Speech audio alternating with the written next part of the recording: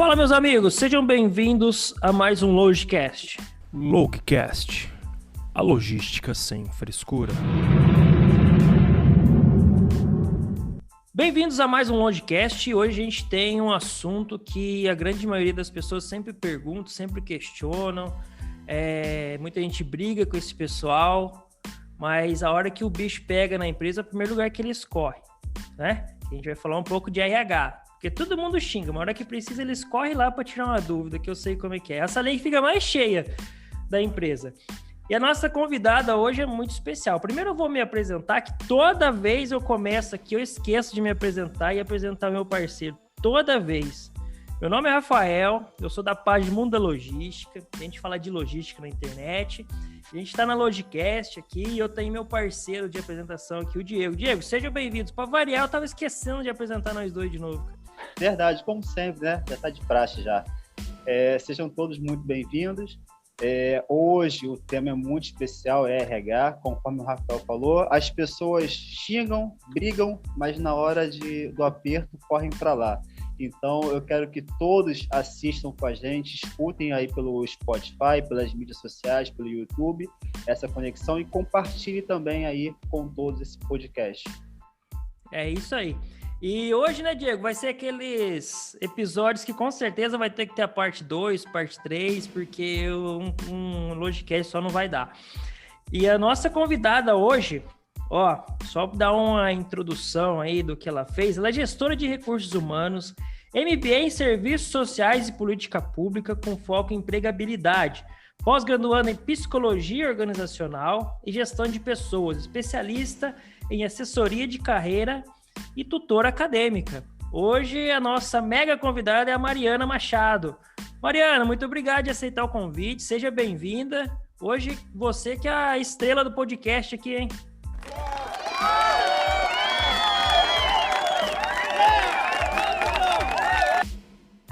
Imagina, gente, eu fico muito feliz com esse convite.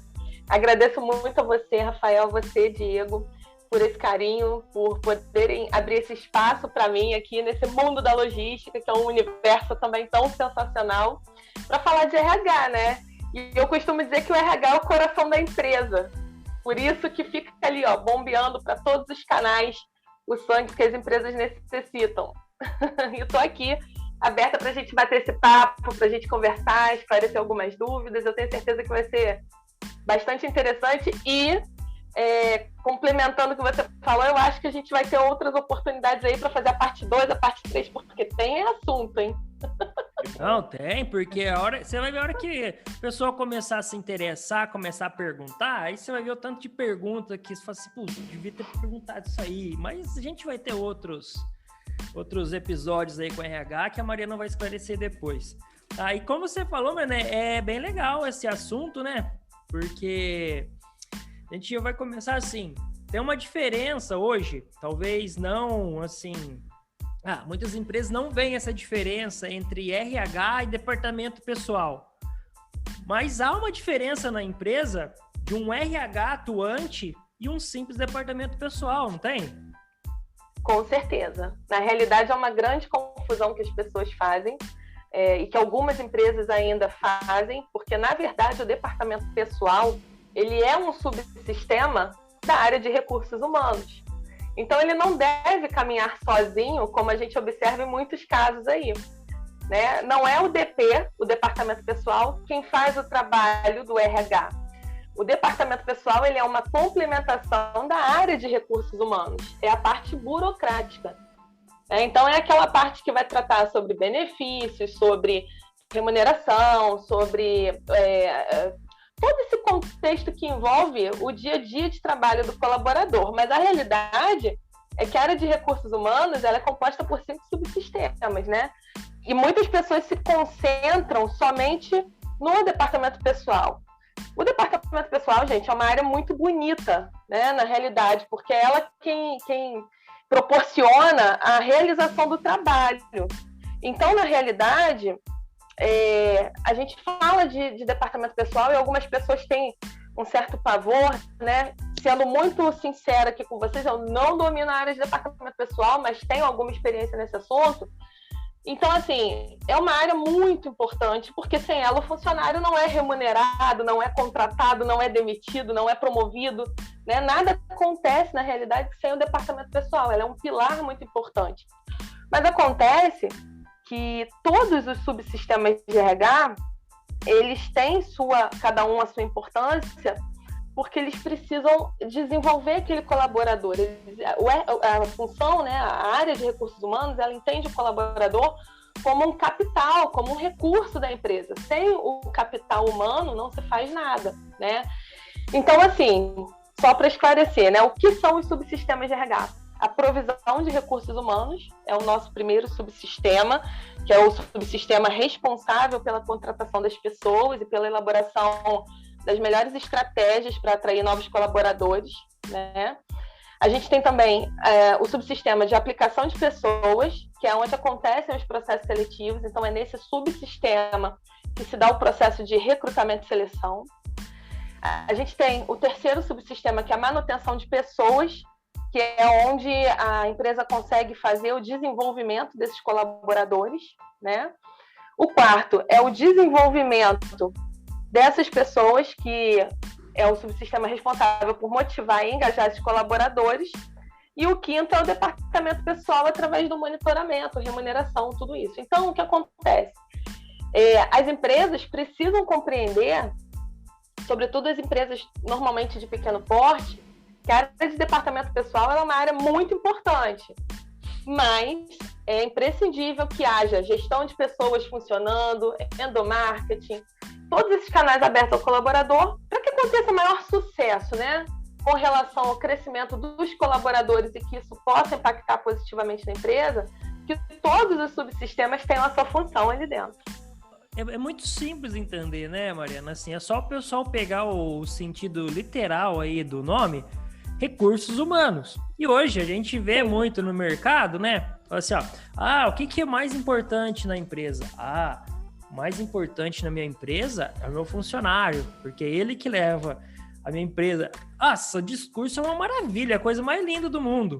Mas aí o cara não dá um treinamento, o cara não dá um feedback, o cara não faz nada, entendeu?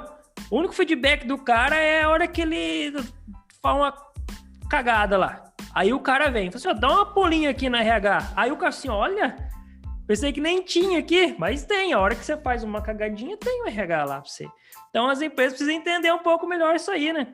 Com certeza. Sabe que você está comentando, né, isso, Rafael? E hoje eu vi no LinkedIn um post muito interessante, onde uma pessoa comentou que só deram feedback no momento em que o colaborador saiu. Gente, a função do feedback não é essa. A função do feedback é oportunizar a melhoria daquele colaborador, né? E cabe ao gestor responsável por esse feedback aplicá-lo de maneira consciente, de maneira empática, né? Porque a gente vê muitos casos aí onde os feedbacks são dados no meio do grupo, e isso é uma prática completamente equivocada. Existe uma frase do Mário Sérgio Cortella que eu gosto muito, que corrija em particular e elogie em público.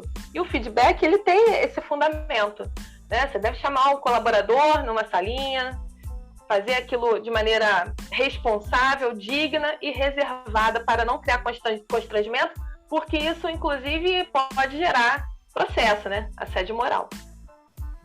E hoje as pessoas, eu digo assim que eu acho que os patrões hoje, os gerentes, os gestores, eles não estão nem com tanto medo do que o funcionário vai pensar. Acho que eles têm mais medo depois, né, do processo que pode levar para a empresa em si, né? Ou não, eu estou enganado nessa visão. Então, Diego, na realidade, é importante que a empresa tenha uma consciência que todo colaborador precisa se desenvolver e desenvolver competências técnicas e competências comportamentais, né? Inclusive gestores. Então, é muito importante que a gente tenha esse olhar, né? Realmente, a gente vê tantos casos por aí afora de tantos abusos, né, que são cometidos, e é importante que as empresas comecem a olhar de uma maneira mais humanizada, porque não são só números, e o medo não tem que ser só do processo, tem que ser do que se causa naquele colaborador. Às vezes, um feedback mal dado pode causar um quadro de depressão com graves consequências. Eu costumo dizer que as palavras, elas têm muita força. E a gente não sabe de que maneira aquela palavra vai germinar na cabeça daquele colaborador, né? Então, uma coisa é você oportunizar um feedback de melhoria, ser um canal de melhoria. Eu mesma já tive a oportunidade de receber vários feedbacks nas empresas onde eu trabalhei, e graças a Deus eu recebi feedbacks de uma maneira tão positiva que me fizeram buscar a otimização dos meus processos. Eu quis aprender, eu quis melhorar, mas também poderia ter acontecido o contrário, né? E hoje, num mundo onde a saúde mental é tão importante, a gente não pode deixar, principalmente de falar disso nesse momento de pandemia, né, onde as relações interpessoais elas ficaram prejudicadas, porque agora a gente tem que manter o distanciamento e é tudo online, tudo à distância, a gente precisa redobrar esse cuidado. E você acha que hoje as empresas, os colaboradores, eles estão carentes de treinamento, de pessoas que acolham, façam aquele trabalho motivacional? Porque a gente via muito isso acontecendo, né? Eu já trabalhei em empresas que a cada período vinha sempre uma pessoa do RH ou contratada pelo próprio RH para fazer treinamentos laboral e tudo mais. E você acha que hoje as empresas, os colaboradores estão carentes disso? Então, Diego, eu tenho visto muitas empresas se mobilizando nesse sentido, tá? Sobretudo dos anos 2000 para cá, isso deixou de ser tendência, passou a se tornar uma realidade. Mas a realidade é que, às vezes, o treinamento ele não é tão consistente quanto parece. Não adianta chegar, contratar o melhor palestrante ou uma referência, né, dentro da área de recursos humanos, de gestão, aplicar aquele treinamento e acabou. Não é assim. Por isso, voltando lá na primeira pergunta do Rafa, né, que foi feita a respeito do departamento pessoal, por isso que é importante desenvolver todos os subsistemas dentro da empresa, porque aí a área de gestão de pessoas vai tratar disso com maior cuidado. Porque esses treinamentos, quando são aplicados, eles precisam ter uma consequência, certo? Então, não basta chegar a oportunizar o treinamento, não. É preciso o gestor, né, especialmente um gestor de pessoas, para que possa avaliar como os colaboradores receberam aquele treinamento, se realmente aquilo impactou positivamente na rotina de trabalho, porque é para isso que tem que servir, né? Então, assim, a gente eu vejo, né, muitas histórias aí no LinkedIn, que as pessoas estão recebendo treinamento, mas mais importante do que a quantidade é a qualidade desses treinamentos. Então, a gente vê que estão ocorrendo. Eu não posso afirmar como estão ocorrendo, porque eu não estou lá dentro dos processos, né? Mas de 2000 para cá, realmente isso já é uma realidade. As empresas começaram a ter um pouco mais de consciência a respeito da necessidade de desenvolver os colaboradores, mas a gente precisa mensurar de que maneira isso está sendo feito, está sendo realmente consistente. Nossa, foi até bom você falar, e eu torço para que uns ex-gestores meus aí estejam acompanhando, viu? Porque, nossa senhora, sabe aqueles treinamentos assim, que você fala, meu Deus, o que esse rapaz tá trazendo? Levava bambolê, sabe, uns bambolês, fala, minha nossa, vai colocar o El Chan aqui pra nós dançar? E você não tá precisando disso aí, cara, você tá precisando de um encaminhamento ali, às vezes nem um treinamento, só um feedback, fala, continua assim, e para com isso, ponto, já resolve. Você não precisa levar um buquê de flor hoje, nós vamos fazer um treinamento. Aí leva uma palestra com 5, 6 palhaços. Misericórdia. E outra coisa, né, Mário, assim, o pessoal tem que estar mais atento para isso aí, né? Às vezes nem precisa de um treinamento. Feedback, assim, voltando até um pouco o feedback, acho que as empresas ainda têm um pouco de receio em dar um feedback, por exemplo, positivo. Né? Acho que elas não conseguem entender o quanto isso é importante para o funcionário, né? Porque assim, eu já peguei gestor que falou assim, não, se eu não falar nada para você, que você tá bom. Mas que conversa fiada é essa, cara? Tipo, bosta, eu parto do princípio assim, se eu tô bem nisso, é alguma coisa que eu posso compartilhar com os meus amigos de equipe. Não é? Assim, então se alguém fala assim, continua assim e tal, é mais uma mentoria, assim, de um gestor seu, que é importante também hoje em dia, né? Sem dúvida, Rafael. E o que acontece? 2 pontos aí que você tocou muito bem. Olha, essa galera da logística tá por dentro da RH, hein? Tô adorando. Muito bom. O que acontece? Por isso que a gente fala tanto da necessidade da gestão de pessoas atuantes dentro da empresa, porque é através da gestão de pessoas, né, lá dentro do RH, que vai ser feito esse filtro sobre o que a equipe realmente precisa.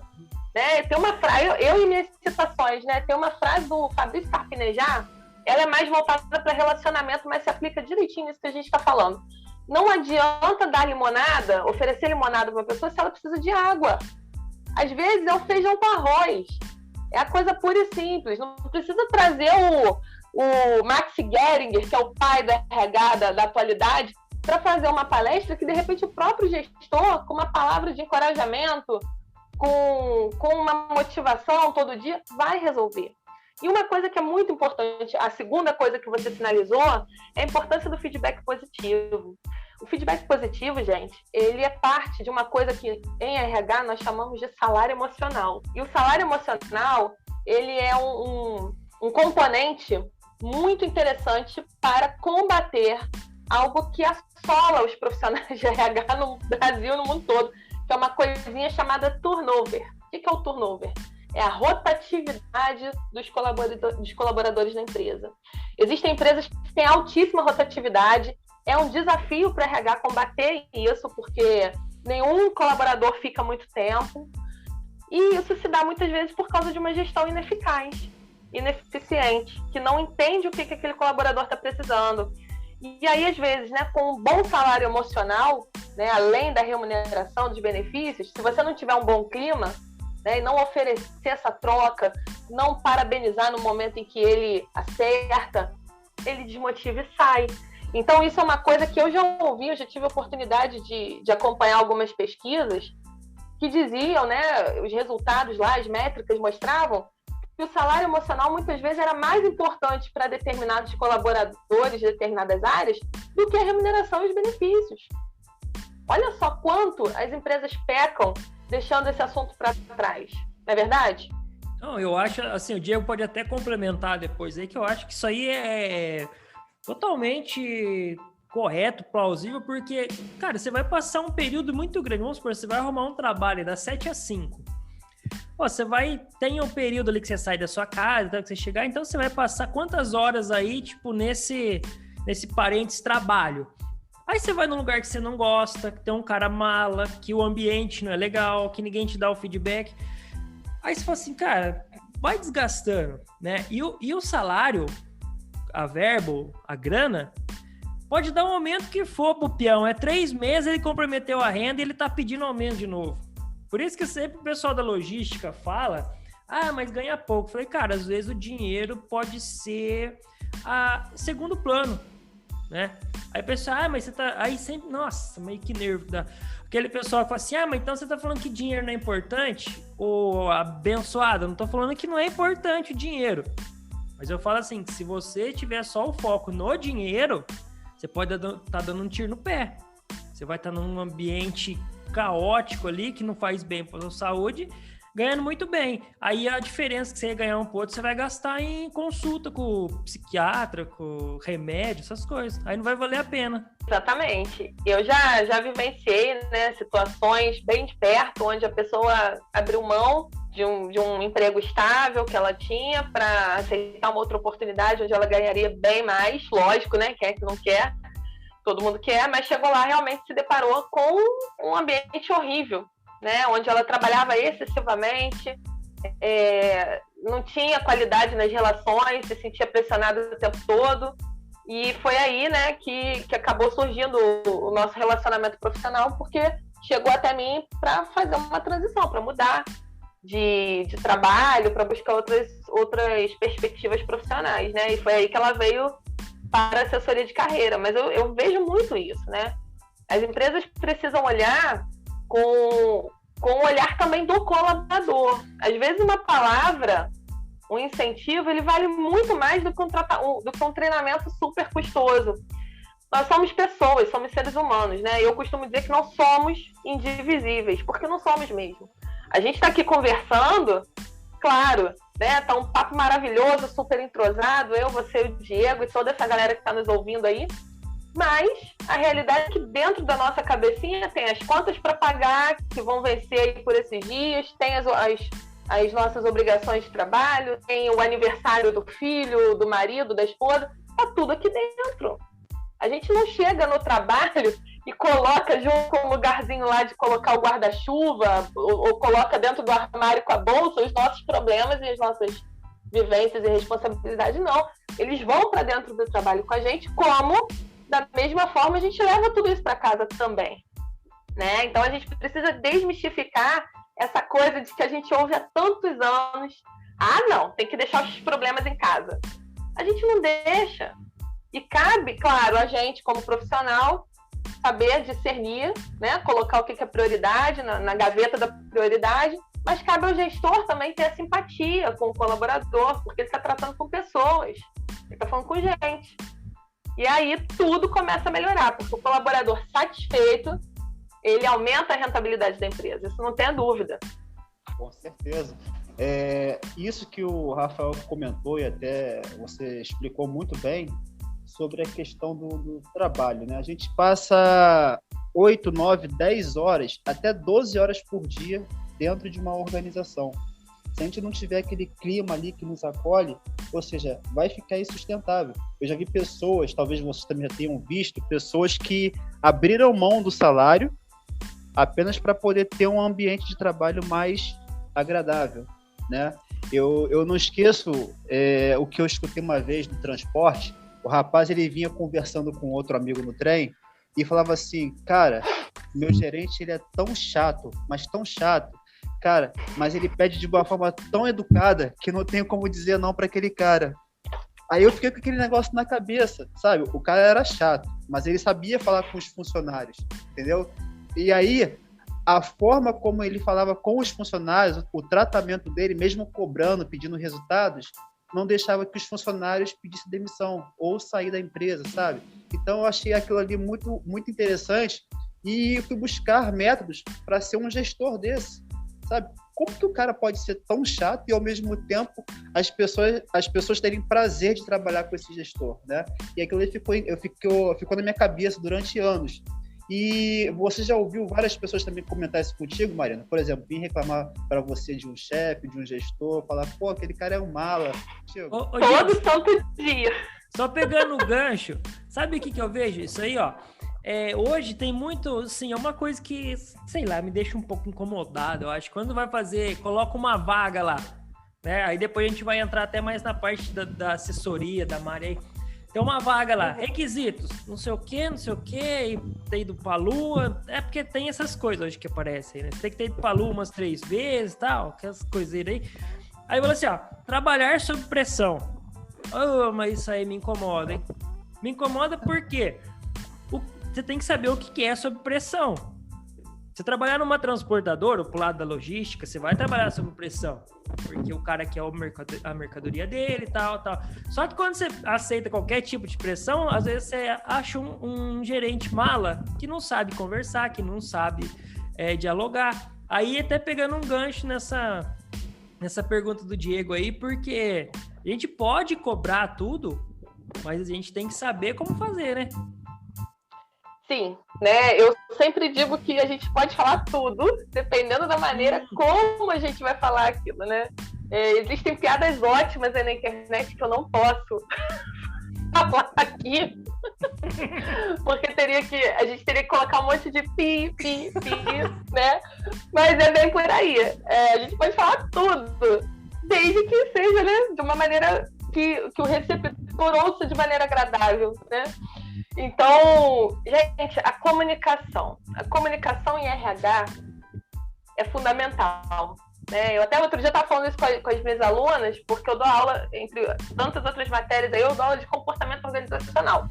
E comportamento organizacional é isso, né? A maneira como você se comunica dentro da empresa é um braço do comportamento organizacional. E o que acontece? O cara é chato, o chefe é chato, como o Diego falou lá, que eu ouviu dentro lá do transporte. Mas o cara sabia abordar o colaborador, ele sabia acessar aquele universo. Comunicação é um pilar importantíssimo dentro da empresa, faz parte dos processos do comportamento organizacional.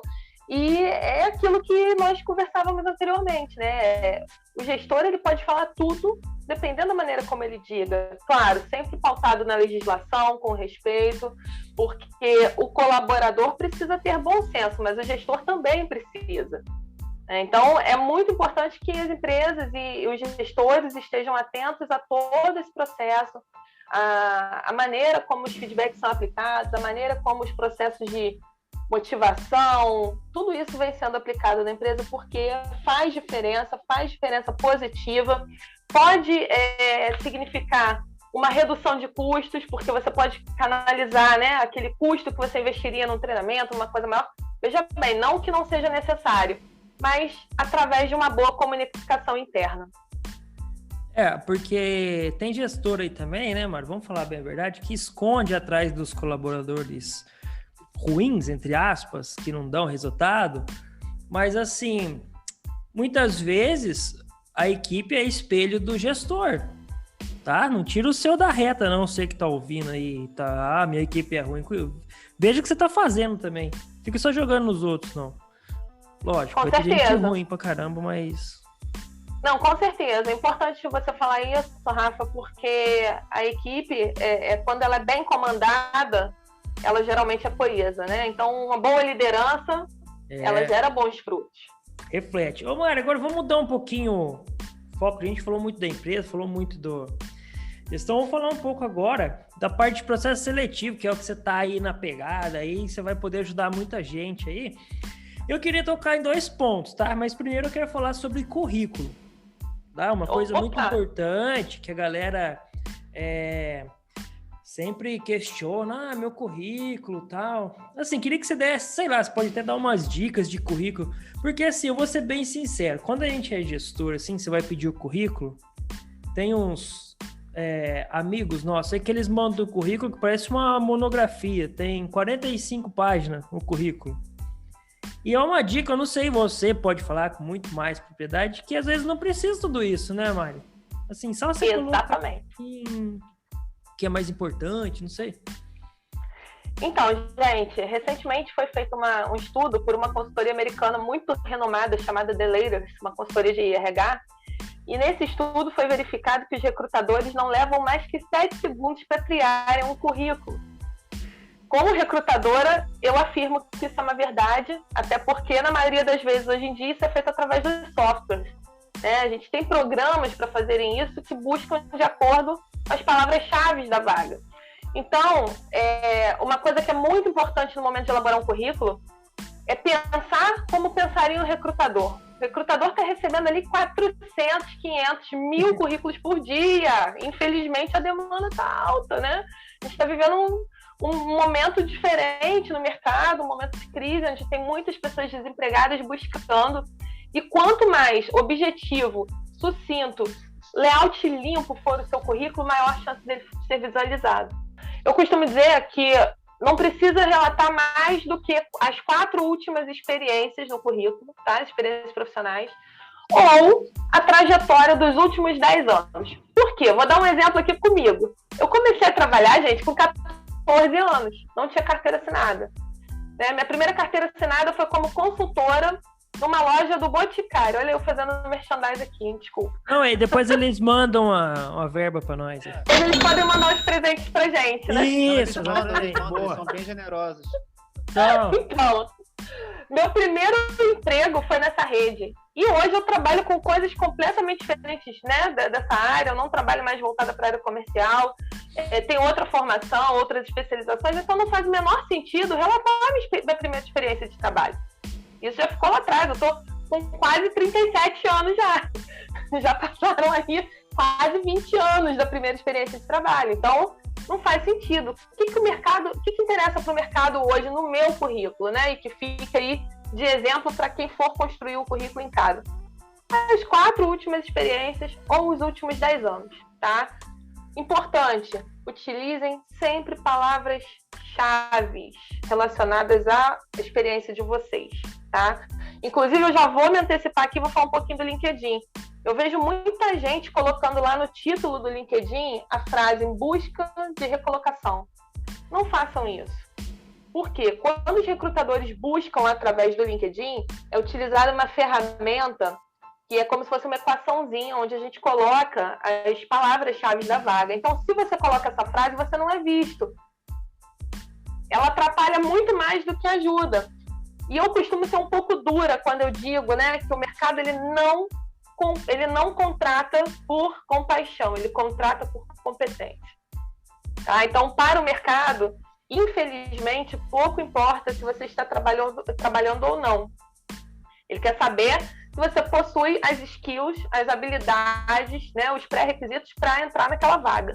Se você preencher aquela vaga, você está dentro, vão te fazer propostas. Se você estiver trabalhando, eles vão querer que você largue aquela empresa e venha para eles, porque por aí é assim que funciona. Tá? Então, Beleza. muito cuidado aí.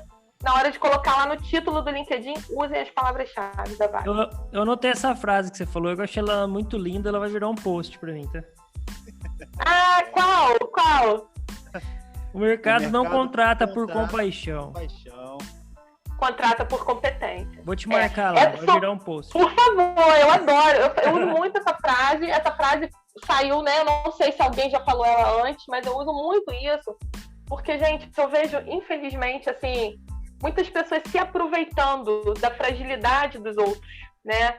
E explorando essa coisa da busca, da recolocação. Não, vamos enaltecer nossas qualidades. A pessoa que está buscando vai enaltecer suas qualidades, coloca o que sabe fazer, foca nas palavras-chave importantes, porque aí sim você vai ser visto. Não, a gente brigou, mas é real mesmo, não tem essa não. Ah, contratou por causa dos lindos olhos verdes. É essa? Não é assim que funciona. É uma frase que soa dura, mas ela dá esse choque de realidade, né? Não, mas tem que ser assim. E, Mariana, você é uma profissional que eu vejo lá nas suas postagens, até quando você comenta, assim como eu sou apaixonado por logística, você é muito apaixonada por RH, a gente dá para perceber nas suas postagens, né? E aí, quando você coloca esses artigos, essas frases, seus textos, muitas pessoas vêm te perguntando como é que faz para entrar na área, como é que você consegue se apaixonar tanto assim pela área, porque, assim, a gente sabe que a logística é estressante, mas lidar com pessoas também não é nada fácil, né? Então as pessoas não te perguntam, não, como é que você consegue se apaixonar tanto por essa área, conselhos, dicas? Recebe muitas pessoas assim? Perguntam sim. Inclusive, o que me move é justamente o desafio, né? Porque lidar com pessoas é bem isso que você falou, é frio na barriga. Cada pessoa tem um jeito, a gente precisa abordar de uma forma diferente. A minha história com RH começou lá atrás, quando eu trabalhava numa concessionária de energia elétrica, eu trabalhava no atendimento personalizado, já havia trancado assim, vários cursos. Sim, gente, eu demorei para me encontrar, eu fiz pedagogia até o 5º período, fiz administração até o 3º, e por aí vai. E aí tá bom, pelo menos você se encontrou. E tem gente que tá perdido até hoje. Dá para se encontrar também, calma. Dá para se encontrar. Antes tarde do que nunca, né? Na verdade, não tem tarde, eu brinco, né? Porque antes tarde do que nunca, mas não tem tarde, né? Cada um no seu tempo, cada um na sua vibe. E eu tive uma gestora de recursos humanos, ela hoje já está morando no céu, o nome dela é Andréia, inclusive eu dediquei o meu TCC da graduação para ela, porque ela foi uma gestora assim, maravilhosa, sabe? A Andréia foi incrível. E aí eu comecei a olhar para o RH. Nossa, que legal, ela trata a gente, né? Ela trata os colaboradores com tanto carinho, com tanta empatia, e ali eu comecei a olhar para o RH com outros olhos, né? E tive a vontade de fazer o curso, né? Aí comecei a estudar e tudo. E eu fui me apaixonando, porque eu fui descobrindo, justamente como a gente falou lá no começo, eu fui descobrindo o encanto de cada subsistema. Tudo é importante, né? E eu descobri que tudo importa. Mesmo que eu não utilize, de repente, alguma coisa diretamente, aquilo ali tem profunda importância. Então, né, respondendo ao Diego, muita gente me pergunta, né, o que fazer para me apaixonar tanto, até porque a motivação é igual a banho. A gente tem que buscar a motivação e tomar todo dia, né? O banho é assim, o chuveiro tá lá. Se eu não for tomar banho, eu não vou tomar, né? Se eu não for até o chuveiro, eu não tomo banho. A motivação é isso, né? É olhar para aquilo que você ama e fazer todo dia acender a chama. Como? procurando boa literatura a respeito. O LinkedIn é uma fonte enorme de conhecimento, eu adoro. Eu já até fiquei um tempo sem Facebook, agora tem um tempo que eu voltei para o Facebook, mas eu fiquei tão apaixonada pelo LinkedIn que eu fiquei ali exclusivamente me dedicando àquilo. E eu sou tão apaixonada mesmo, gente, se eu contar para vocês que às vezes eu acordo de madrugada, assim, com insights para escrever um post, vocês acreditam? Isso já aconteceu comigo várias vezes. Nossa senhora, eu achei que era só os caras da logística que faltava um parafuso, mas tem uns da RH que às vezes... É a louca da RH que sou eu, porque eu tô tão apaixonada que eu acordo de madrugada para escrever sobre isso. Sério. E isso, eu acho que isso acaba fazendo essa roda girar, né? Isso que me motiva. Mas isso aí vai de encontro ao propósito, né? É o que você falou, às vezes quando as pessoas se encontram, pra gente, vai até no que a gente falou de comunicação, né? Assim, você entender um pouco o lado do outro. Pra gente, às vezes, é uma doideira. Eu trabalho em logística. Eu fico louco com os caras que trabalham com transporte em logística. Eu falo, cara, você é um herói, cara. Me dá um autógrafo aqui, que você... trabalhar com transporte não é pra qualquer um. Só que tem uns caras que eles falam, cara, minha vida é trabalhar com isso aí. Por quê? Acho que eles se encontram, igual você se encontrou ali, tipo... Ô, Mariana, você acorda de madrugada? Acordo na boa, tranquilão, passo meu café ali, escrevo, já era. Não é? Então tem... É o propósito, acho que você encontrou mesmo. Sim, e uma coisa interessante, como eu trabalho com assessoria de carreira, né? Não é raro as pessoas no fim de semana, ou até de madrugada mesmo, né? Mandarem uma mensagem lá no LinkedIn, e assim, dificilmente eu não respondo na hora. E aí quando eu respondo na hora, vem a surpresa, ué, você tá aí? Estou aqui. Sempre, o meu LinkedIn sempre conectado, né? Então, assim, dificilmente eu não vou responder na hora. Mas já aconteceu de estar em festa antes da pandemia, né? De estar em algum evento, alguma coisa à noite, e tá ali, ó, respondendo um potencial cliente, ou respondendo uma dúvida. Eu não me aguento. Eu não consigo esperar até segunda-feira, gente. Você na balada escrevendo assim pra pessoa, não põe foto no currículo. Não põe, pelo amor de Deus. Lá no momento de descontração, tomando uma cervejinha e ali falando, gente, pelo amor de Deus, não publica isso no seu LinkedIn. Cuidado com o que vai postar nas redes sociais, porque o RH tá vendo. Tem que ter cuidado, né? Vai viver, mas nem todas as redes, isso é importante de falar, nem todas as redes são para postar tudo, né?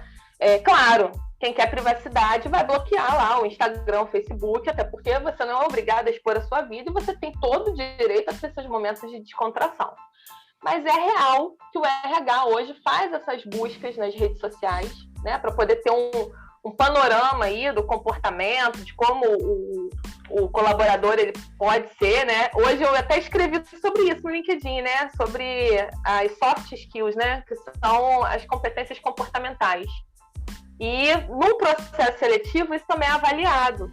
E é avaliado externamente, né? Quando o recrutador vai lá e dá aquela conferida nas redes. Então é importante ter esse discernimento, né? Claro, tá num casamento, numa festa, vai postar e tudo, mas cuidado com os excessos. Acho que essa live devia ter sido feita há uns 3 anos atrás, antes de eu criar minha rede, porque agora já foi tudo por água abaixo. Já. Não, mas é o que eu falo, tudo com discernimento. Eu também posto muita coisa, inclusive hoje, no marketing digital, a gente tem isso, né? De trazer as pessoas para perto da gente, mostrar a nossa rotina. Eu preciso até melhorar nesse sentido lá no meu Instagram, porque eu esqueço de fazer os stories, né? Mas é importante que a gente tenha esse discernimento, né? E no LinkedIn, outra polêmica aqui, vou falar antes da gente encerrar, foto no perfil. Gente, ninguém é fiscal de foto de perfil alheio, pelo amor de Deus, é ter bom senso. Né? Você não precisa fazer aquela foto 3x4, serião. Eu sou uma pessoa que fica horrível, séria. Aquelas poses de coach, né? Cruza o braço. Que clichê, né? Eu fico muito mal, sério. Eu não gosto de tirar foto séria, porque não sou eu. Então, assim, não vai nem na minha identidade, gente. Eu tenho foto séria. A minha identidade eu tô sorrindo. Eu consegui tirar foto de RG sorrindo. Então, é claro que lá vai ter foto sorrindo. Mas, poxa, eu procurei, né, uma vestimenta de acordo com o meu trabalho e tudo. E eu oriento que seja dessa forma, né? Por exemplo, o cara trabalha provando cerveja. Ele tem todo o direito de postar uma foto segurando uma cerveja.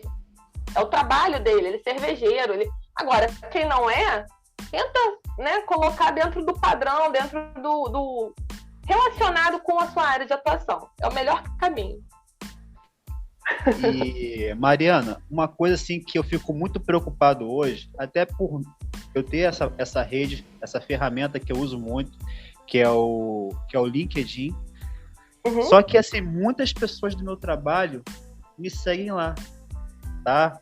Alguns por curiosidade, porque eu publico, e aí o pessoal até do trabalho fala assim, ó o blogueirinho da empresa, adora fazer uma publicação, não sei o quê, para cima e para baixo.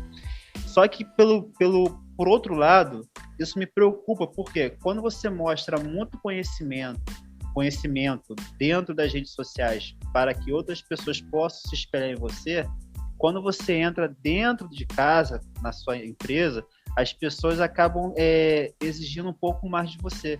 Então, isso é bom ter as pessoas do trabalho na sua rede social, mesmo que seja no próprio LinkedIn? Pergunta muito boa. Eu, inclusive, tenho, né? Já tive aí inúmeros assessorados que me pediram, pelo amor de Deus, para não botar as atualizações no LinkedIn, para fazer uma coisa em outra muito discreta, para que a empresa não percebesse que ele estava mexendo no LinkedIn. O que acontece, gente? Nós precisamos modificar esse mindset. Né? A gente precisa mudar essa mentalidade, porque o LinkedIn é uma rede igual ao Facebook, igual ao Instagram. Porém, ele é uma rede profissional, né? E é claro, quem sabe, eu costumo dizer sempre que quem sabe o calor da panela é a colher que mexe, né? A colher que mexe que vai saber como é que tá aquele calor ali. Então, se você trabalha numa empresa onde você observa que para os gestores a tua desenvoltura na rede, LinkedIn, é um problema, não se conecta. Né? É uma dica de preservação. Muito embora isso deveria ser pensado ao contrário. Porque o colaborador, ele está se destacando, ele está mostrando as competências dele, ele está mostrando as habilidades. É uma ferramenta maravilhosa. Eu já consegui emprego 2 vezes através do LinkedIn, tá?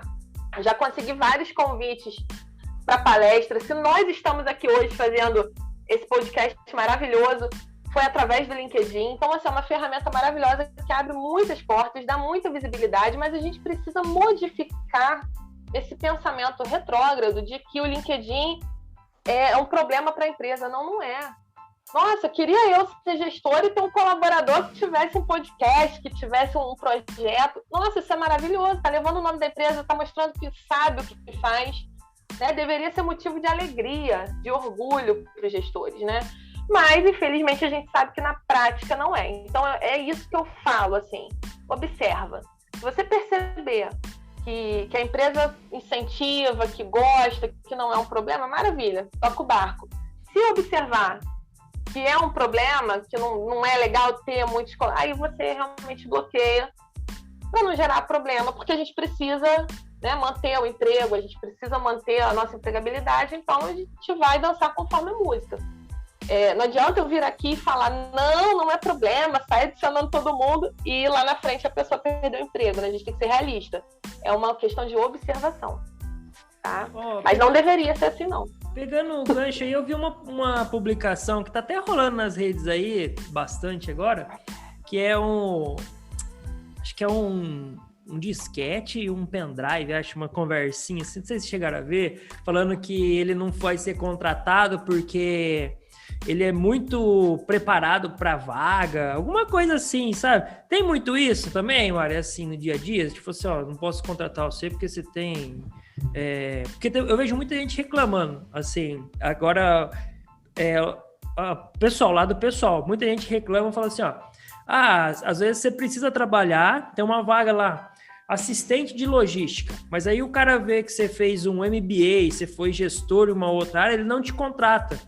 Porque fala assim, não vamos contratar ele porque ele já tem uma cabeça diferente, ou porque o salário não vai ser compatível com o que ele quer. Então tem muito disso aí, né? E sei lá, é um negócio meio esquisito, porque às vezes a pessoa tá trabalhando, e é o que você falou, seria muito bom você ter uma pessoa dessa no seu time. Na verdade, você tem um cara que posta coisa legal no LinkedIn, que o cara tá mostrando conhecimento, que entrega resultado, eu acho que o gestor devia fazer de tudo para manter ele do lado dele, né? Com certeza, mas o que acontece? Agora eu vou defender um pouquinho a área de RH, né? o RH ele é cobrado e ele tem os níveis hierárquicos acima, né? Que são os níveis que determinam a geração, a criação dessas vagas. E aí, quando o RH vai elaborar uma vaga para colocar no mercado, ele tem um teto para pagar, né? Ele tem um budget lá, um orçamento para oferecer dentro daquela vaga. E ali ele vai preparar os pré-requisitos para aquela vaga. Então, uma vaga de assistente, mas o candidato ele tem um MBA, ele já está se encaixando mais numa posição maior de coordenação. Qual é o grande medo do RH? Contratar, vai gerar um custo por essa contratação, ele vai ser visto no mercado, né? E, claro, mais cedo ou mais tarde ele vai ter uma proposta melhor e vai largar a empresa na mão. É outro custo para demitir. É outro custo para chamar outro para o lugar dele. Então, na realidade, assim, a gente precisa, às vezes, se colocar um pouco na cabeça do gestor de RH. Né? Porque existem indicadores, aquilo que eu falei lá atrás, né? Do turnover, essa rotatividade normalmente impacta muito na parte financeira da empresa por causa disso, porque é custo para contratar, custo para fazer demissão e custo para colocar outra pessoa no lugar. E o RH ele é altamente responsabilizado por isso, não pode haver falha. Então, assim, o nosso coração pede para contratar, mas a razão muitas vezes determina que não, para evitar eventuais problemas nesse sentido. Ah, mas foi bem legal você falar isso aí, porque às vezes o pessoal não tinha essa visão. Eles acham que assim, sei lá, não sei se a palavra correta é um preconceito, que o cara não vai querer, nada, mas tem todo esse futuro próximo, vamos dizer assim, né? Assim, comigo já aconteceu isso, tá? Um tempo atrás, na época que eu não era gestora, mas eu já tinha uma qualificação. E a pessoa falou para mim que não poderia me contratar para aquela oportunidade porque estava abaixo, né, da expectativa, do que seria a minha expectativa. E eu, na época, pensei, isso deve ter uns 10 anos, né? Eu imaginei assim, poxa, mas eu preciso trabalhar, eu quero. E, assim, graças a Deus, aquela porta se fechou, abriram janelas realmente muito maiores, né, coerentes com a minha preparação naquele momento. E depois, já atuando na área de recursos humanos, eu consegui entender esse raciocínio. Né? Que a gente, no primeiro momento, poxa, fulano tá com inveja de que eu passe ele dentro da empresa, não quero me contratar porque meu currículo é melhor. Não é. Às vezes pode ser isso também, mas a maioria das vezes é porque a empresa não pode ter esse custo e o RH vai ser responsabilizado por isso. E o contrário, aqueles que mentem no currículo, chega lá e não sabe nada. Gente, pelo amor de Deus, não mintam no currículo. Por favorzinho, vou falar, né, como o pessoal fala aí na rede. E não tem bastante? Tem, e foi por causa desse pessoal que mente no currículo que os processos seletivos se tornaram tão demorados. Vou entregar aqui agora esse segredo. O que acontece? Já reparou? Aí você falou pra mim, ainda agora, a gente conversando aqui, né, Diego? O Rafa falou que a vaga tal pede que vá na Lua 3 vezes. É por causa disso. A pessoa precisa ser testada para saber se aquilo mesmo que ela fala no currículo é real, se ela sabe, se ela tem vivência. Porque o que a gente pega de currículo enfeitado e não é nada daquilo, e aí tem que demitir porque não entrega, é complicado. Acontece muito. Aí pode também ter uma pegadinha, porque às vezes não é questão de mentir. Digamos que o funcionário ele está exercendo uma vaga de assistente há 10 anos. Então, ou seja, é lógico que ele, na função de assistente há 10 anos, ele já aprendeu outras funções dentro do cargo dele. Ele já sabe o que faz um analista, de repente ele sabe fazer tudo que o analista faz, até se bobear o que o supervisor faz. Mas, de repente, ele não teve oportunidade dentro da empresa.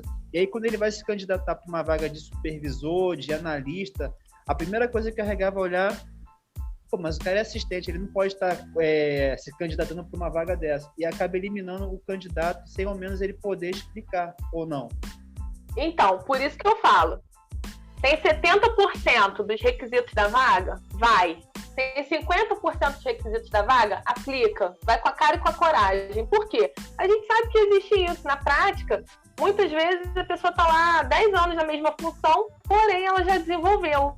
né? E eu sempre falo isso, inclusive nos currículos que eu elaboro, eu faço questão de colocar na descrição do cargo o que a pessoa realmente vivenciou, mesmo que a nomenclatura esteja ali ainda, né, referente a outra experiência numa hierarquia inferior, né? Vamos supor, tá lá na nomenclatura do cargo como assistente, mas as experiências lá descritas já são de analista. Eu faço questão, porque isso acontece. A gente desenvolve no cargo, principalmente quando está há muito tempo ali e não recebe uma promoção efetiva. Então, mas aqui o que a gente está pedindo para não haver é a mentira no currículo, porque vai ser testado. E é por isso que os processos seletivos hoje são tão intensos, né? A gente vê aí para algumas empresas processos demorando 3 meses, 4 meses, porque tem os testes técnicos, tem os testes comportamentais. Mas eu falo inglês. Maravilha, qual é o seu inglês? Seja claro.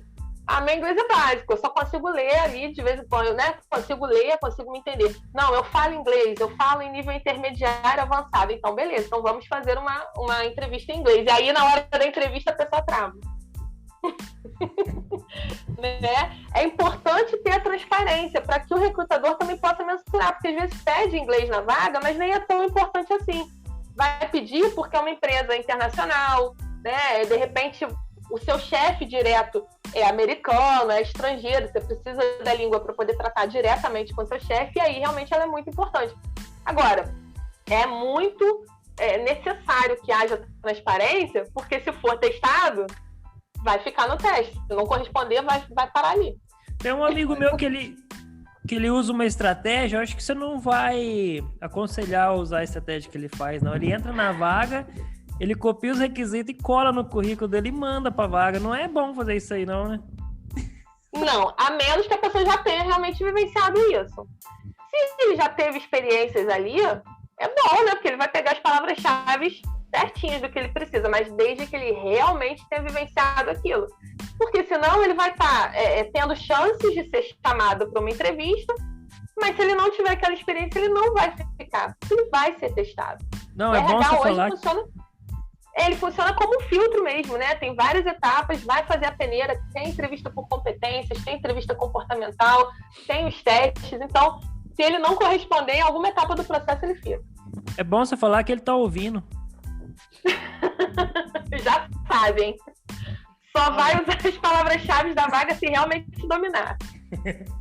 Uma coisa que eu fico muito preocupado hoje é uma outra preocupação, porque assim, hoje dificilmente as próprias empresas vão lá e divulgam a vaga. Elas contratam uma empresa terceirizada que faz ali, né, a captação do vaga.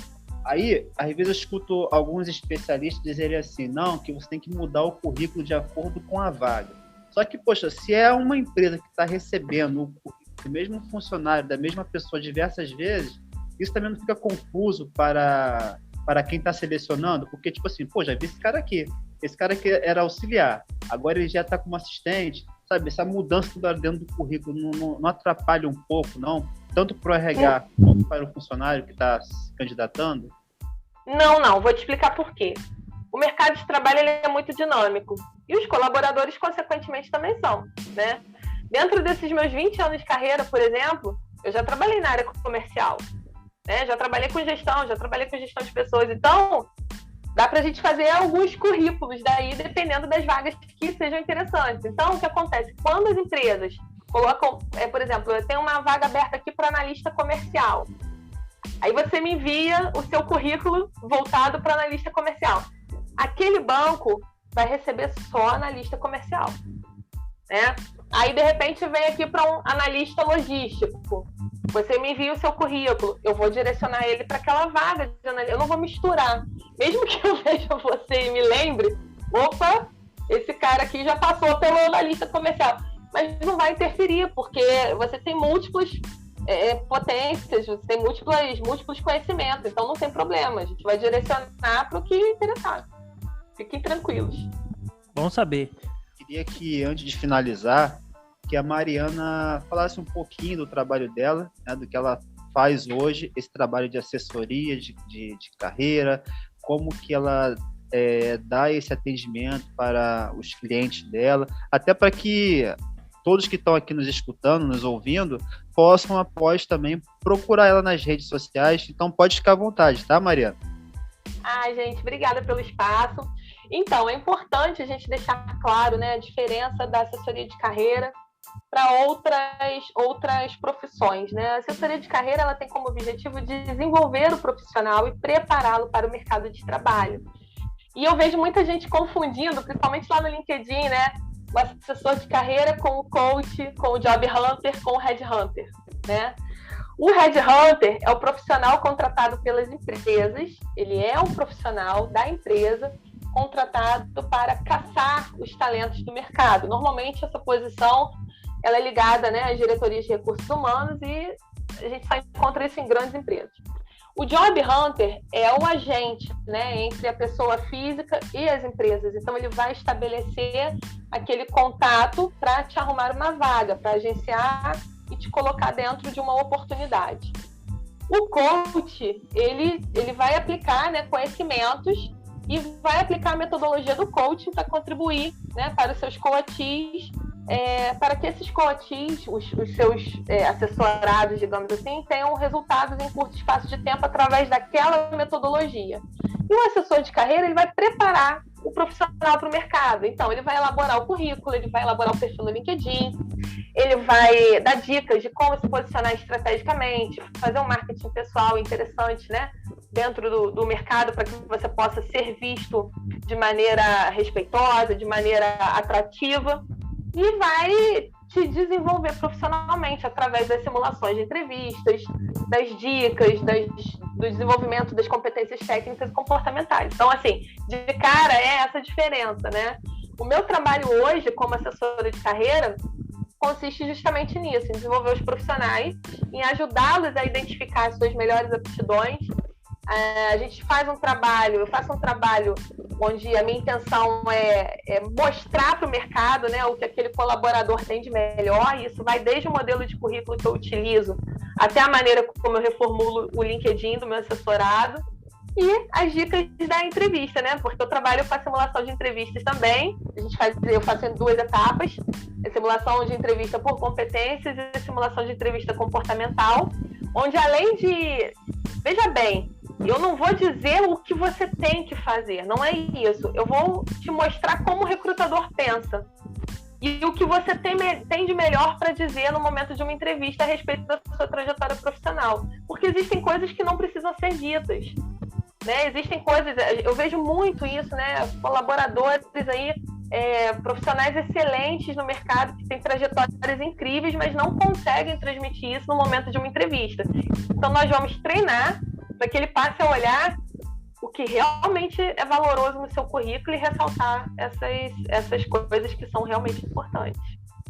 Tá? Eu já atuo em assessoria de carreira, é importante frisar, há 3 anos, né? Trabalho todos os dias com isso. Eu tenho muito prazer em trabalhar com assessoria de carreira. Hoje eu também sou tutora acadêmica na Unopar, mas eu tenho muita paixão pela assessoria de carreira porque eu considero um trabalho que age diretamente nos sonhos das pessoas, na dignidade das pessoas. Eu tenho muita alegria. Maravilha. Então a gente tá finalizando, cara. Pra variar, a gente vai ter que fazer uns outros 2 episódios aí, que o assunto aqui ia rolar direto, hein, cara, que é muito legal. Eu queria agradecer a Mari, que deixou esse tempinho pra mim falar um pouquinho de carreira com a gente, que foi muito legal, foi muito bacana mesmo, trouxe muito conteúdo, é um papo assim leve, mas que tipo abriu muito a mente em relação ao pessoal que tá procurando. Queria agradecer, viu, Mari? E vai estar na descrição aqui todas as suas redes lá, o pessoal te procurar. Muito obrigado, viu? Diego, Rafa, eu agradeço muito esse espaço aqui no Logicast. Estou encantada, espero realmente que a gente possa fazer aí outros episódios, porque passou voando, né? A gente conversou e achei muito interessante essa pegada leve, né? Descontraída. Eu sou muito assim, né? Eu tento quebrar realmente essa coisa da formalidade para que as pessoas possam ter acesso e quebrar aqueles paradigmas, né? Que o RH, da formalidade do RH. A formalidade, ela precisa ser lá dentro da salinha, né? Aqui do lado de fora a gente pode tornar tudo mais leve e mais abrangente e mais acessível. Então, muito obrigada pelo espaço, contem comigo sempre. E é isso. Vamos em frente. Show. E para Para você ver, em 1 hora a gente conseguiu passar no RH, sair sem a nossa carta de demissão. Nossa, sorte, hein? Foram promovidos. Foi um teste, foi um processo seletivo aqui, Diego. Foram promovidos, hein? Então a gente encerra por aqui e a gente vai se ver em outros podcasts. Pode ter certeza que a gente vai convidar você. E se tiver também outras pessoas que possam também chegar junto com a gente para contar um pouco também da história do RH, departamento pessoal, como que é essa vivência, só colar com a gente. Maravilha, gente. Vai ser um prazer. Vamos nos falando aí. Obrigada. Valeu, obrigado. Tchau, tchau.